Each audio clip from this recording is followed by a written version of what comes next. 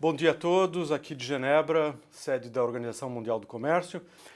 Um agradecimento ao Rafael Benck e à Júlia Dias Leite pelo gentil convite para fazer esse depoimento. Gostaria de tratar de 4 iniciativas de governança de comércio internacional. Ao meu ver, são 4 pilares da arquitetura do comércio internacional atual.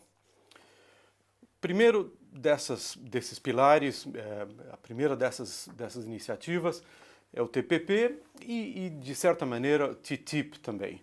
São 2 iniciativas de graus diferentes de maturação, mas que têm alguns pontos em comum. O primeiro ponto em comum é que elas estão ambas centradas em torno dos Estados Unidos. O segundo ponto em comum é que elas têm um alto grau de componente normativo. Elas têm sim uma parte tarifária, mas um alto grau de parte normativa. Quem leu o texto do TPP terá visto quantas normas há no TPP. A parte regulatória, portanto, muito pronunciada, muito sobre barreiras não tarifárias, standards, seja anticorrupção, seja na parte de meio ambiente, etc, etc.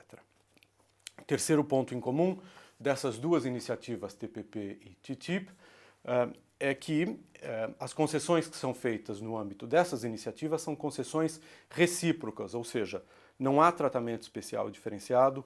Todos os membros que participam dessas iniciativas estão comprometidos com as mesmas obrigações.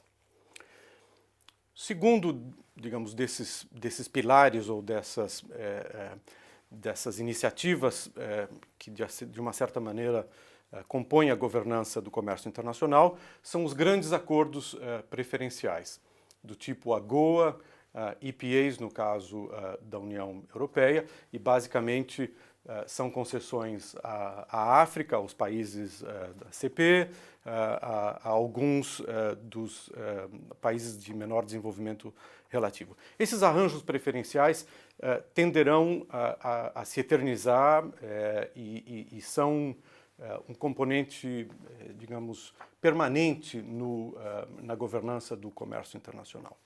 Ora, se tomamos, por um lado, TPP e TTIP, por outro lado, esses arranjos preferenciais, o que sobra, se olharmos o mapa do mundo, o que sobra, além de alguns países de menor participação no comércio internacional, o que sobra são os BRICS.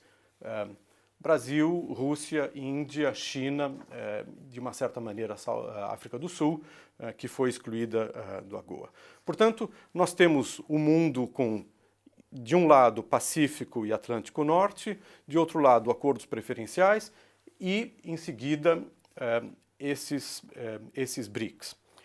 Em quarto lugar, evidentemente, a OMC.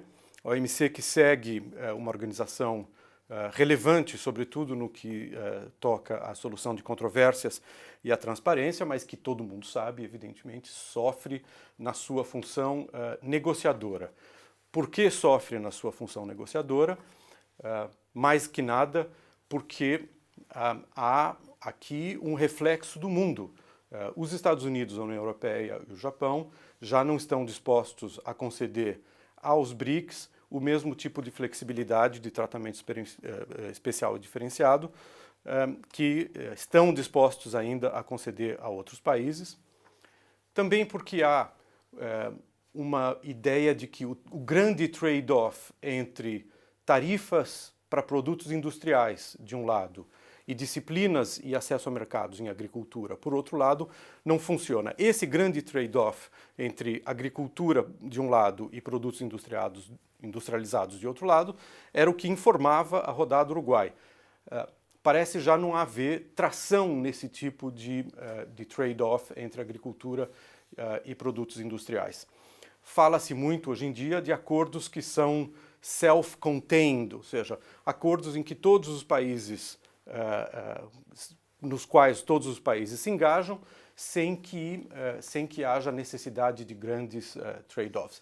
É esse o futuro, o futuro é um mundo de plurilaterais, grande questão. E o Brasil, onde é que fica nessa nova arquitetura do comércio internacional? Uma jornalista me telefonou há poucos dias e me perguntou: o Brasil deve se juntar ao TPP?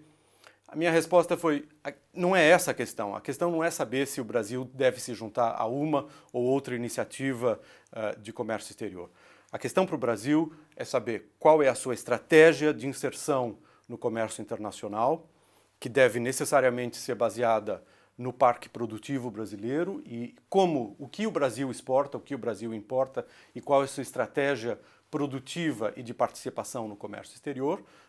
Esse seria o primeiro elemento.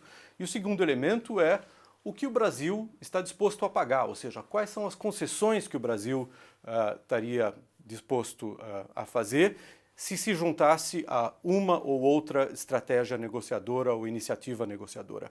No caso do TPP, o preço a pagar é muito claro, é assinar na linha pontilhada deste acordo que já é conhecido. Outras estratégias dependerão do tipo de concessão que estaria sendo demandada do Brasil, seja pela União Europeia, seja por outros parceiros.